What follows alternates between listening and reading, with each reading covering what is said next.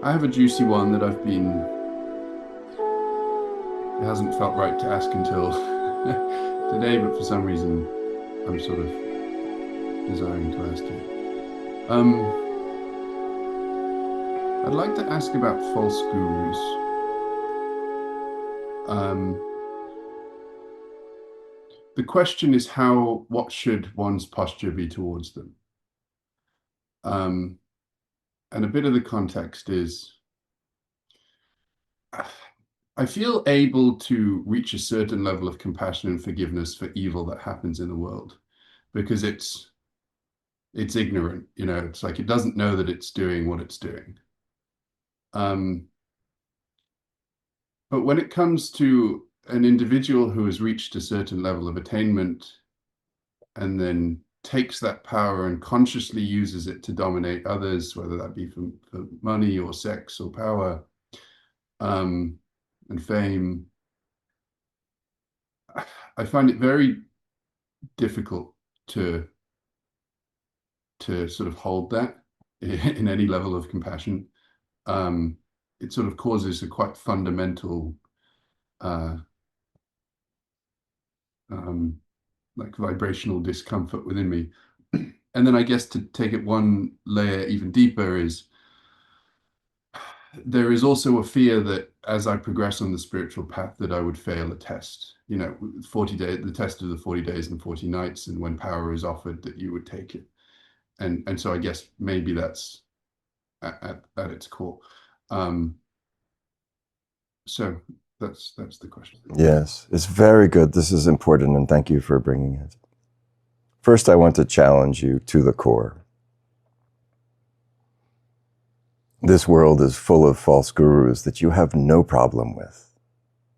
You call it your bank account, your reputation, your car, your home, your job. There it is, in plain sight, the falseness of gurus that you go along with blithely. And then the ones who reach into something greater, you hold to a higher standard. And you've already nailed it. It's your own shame and your own fear of coming into your own power that would judge them that try.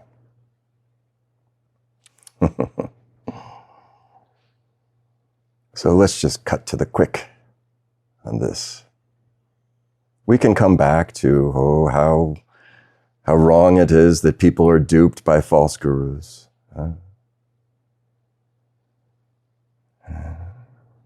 It's true. Of course it's true.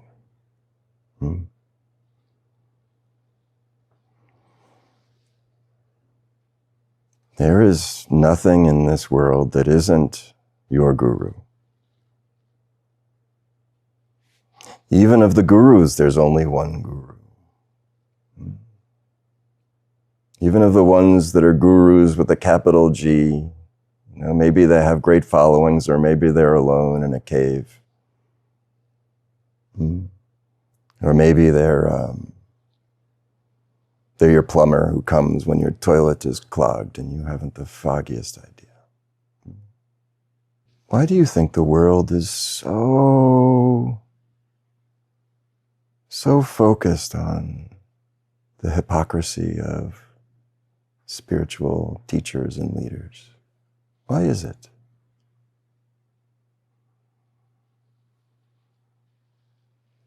Should you yourself wait to proceed on your spiritual path until you are ready, until you're totally free? Prudence and caution and discernment are extremely important when you align to a teacher. You shouldn't be too quick. You shouldn't be too quick to come, and you shouldn't be too quick to go. You shouldn't be too quick to be coming and going. Really, all of the world is your guru, and all of the world is a mirror for you to find your own true self.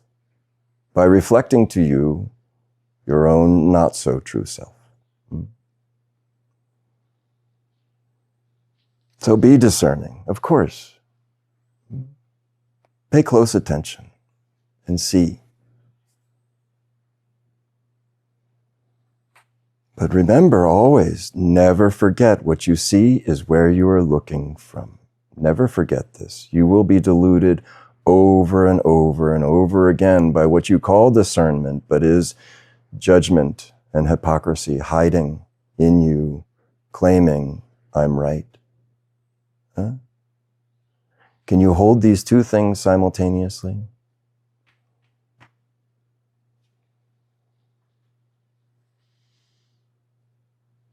Have you seen it in yourself? What is evident to you, I know, in the world is that the world rejoices in bringing a good one down. Doesn't it? Have you seen it in yourself? So much of us rooting for the underdog, rooting for the underdog because we feel better than them. And loving it when somebody falls. Loving it. Why is this? You see it in the world. I know you see it in the world. Can you also find it in you without judgment? With a total compassion, for this is how we're wired. Watch, find the source of the fear, the source of victim. Forgive that. See the whole world as the true guru. See the whole world as the true guru. See the whole world as a false guru simultaneously. It's the same.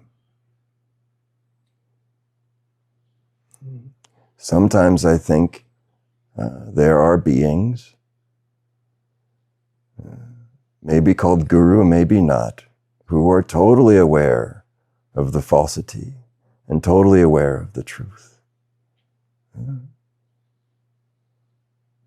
A kabuki, a chameleon.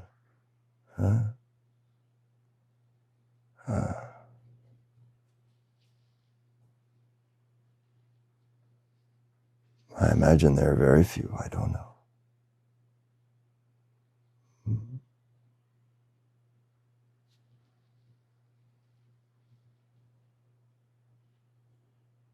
Here's another truth that really, it's not advisable, but I want to tell you because it is true. If you gave yourself in total surrender to a charlatan and a fraud, you would be free and he would be bound.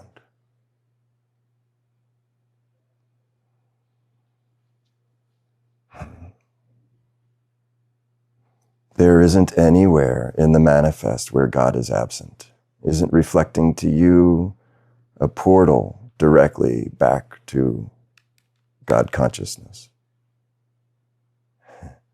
It's a very hard thing to understand. Like I say, this isn't a path I recommend. But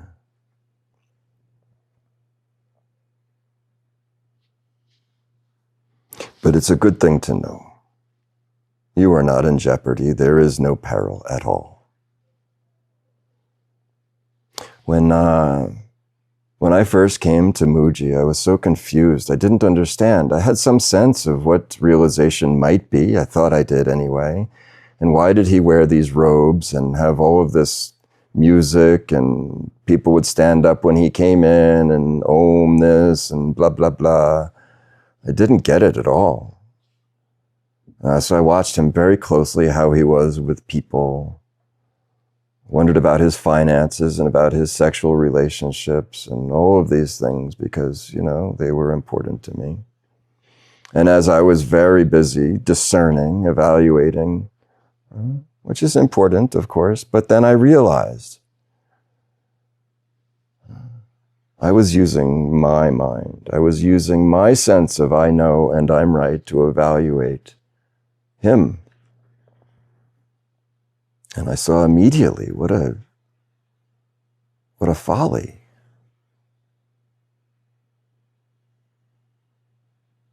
I saw that the measure that I was using to be discerning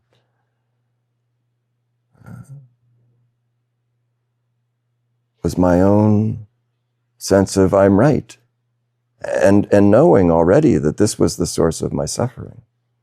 This much I had come to already before I came to Mooji. And it persisted. Now, would I have stayed with him if he were an Osho? Probably not. But do I think Osho was a false guru? Absolutely not. God has so many ways. He's looking back me. Well, now there are more cameras on, so more of God is looking back at me. I said this in the note yesterday to Sangha, and maybe you thought it was some kind of poetry, but it is absolutely my truth. Each and every one of you, I see the light of Guru in it. I see you as my Guru. False gurus, true gurus, simultaneously. What you know of yourself, what you know of me, what's concealed of me to you, and what is concealed to you of yourself. These are the only variables.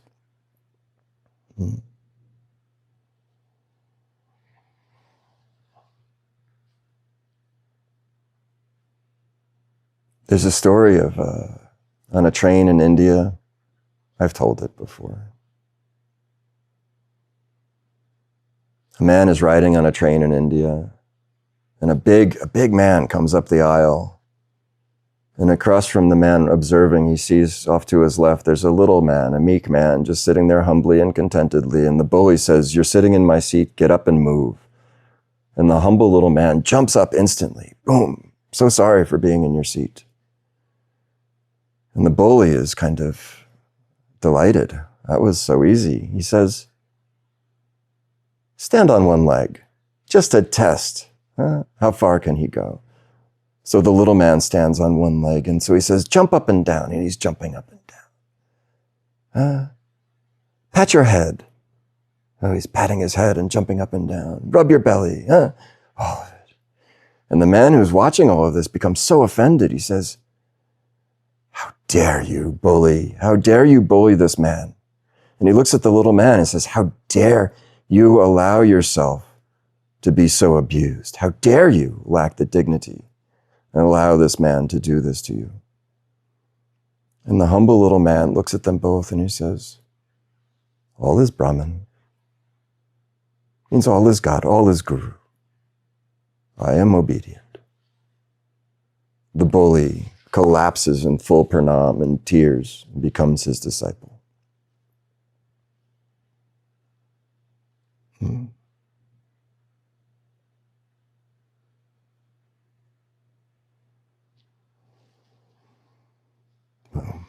On a practical level, you can't trust anything that needs anything from you.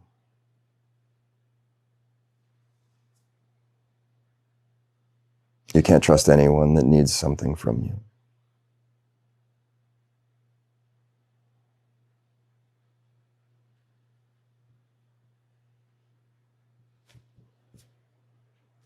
And if you're lucky enough to find that one, and I'm not being coy talking about me, let's just be clear about this, okay? But if you're lucky enough to find that one, give yourself to that completely. Bring your everything to that. Do the full exchange. All in. And in your hesitation, you see what it is you cherish. But don't let your cherishing of the world be some perverse projection on what you might call false guru. And what you cling to is your suffering. The thief who steals your money frees you of your attachment. The thief suffers, will come back and pay the price for that, but you will be free. And very much the case in the law of cause and effect, this Newtonian realm of karma. If somebody steals from you, it is because you have been a thief in the past. You have never once suffered. unfairly.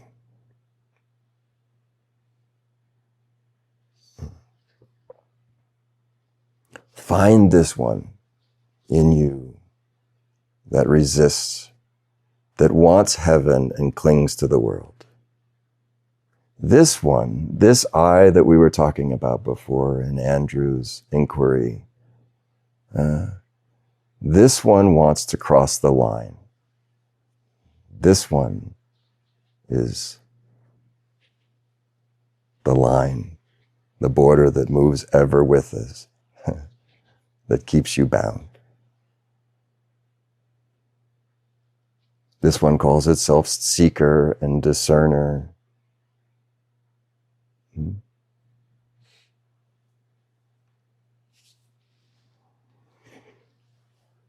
I came to see in Mooji that the whole kabuki, he had to know it was total nonsense. It was a generosity. He was willing to play a character, a role, in order to allow minds that were fixated on objects of the world to fixate on an object that will lead them out of the world instead of right back in. This is called Guru Murti.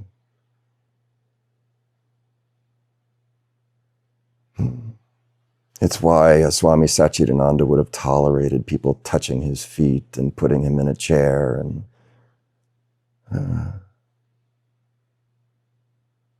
as a generosity. Now, of course, there probably are some who would gain some sort of egoic satisfaction over being praised and worshipped, but not a wise one. A wise one knows the moment, and this is true of you and Guru, the moment anyone receives praise and believes it, they will soon be blamed. You can't ride the roller coaster up and not down again.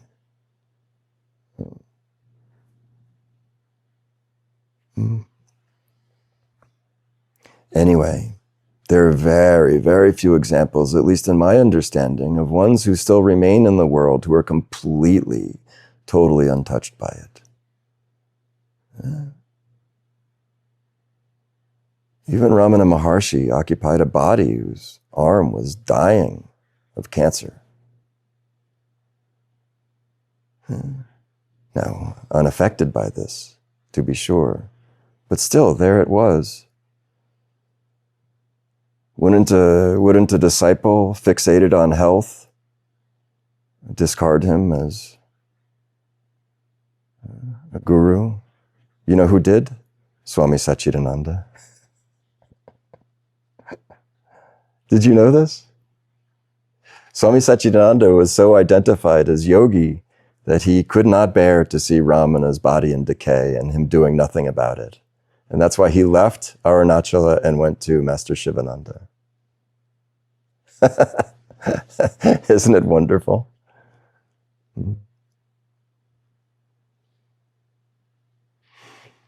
So, what to say?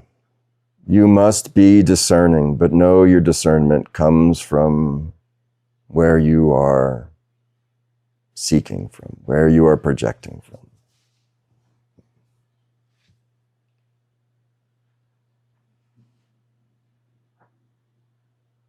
I found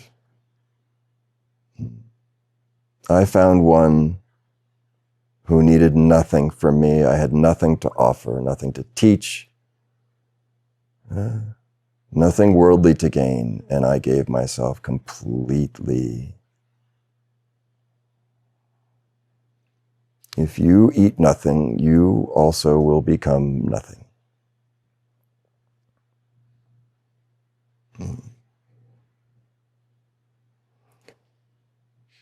This world is guided by the law of attraction. This is karma.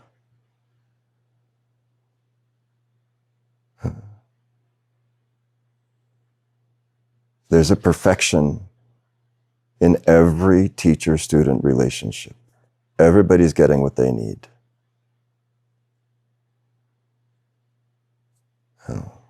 If you vibrate as the highest, then what will show up for you? This is true of every relationship ever. These words will be so offensive to the world. You have never once been treated unfairly. This world is in imperfection. It's called karma. This isn't a sword to wield against you, to say, shame on you, you deserve this, they deserve that. It's not like that at all. When you see it as it is, like this, when you truly see that the entire world is God, made of God, the entire world is your guru, trying to lead you out of suffering, often by showing you the source of your suffering. But you have misplaced the problem outside of yourself. Whether you call it friend, enemy, lover, guru, demon, all of this is a mirror.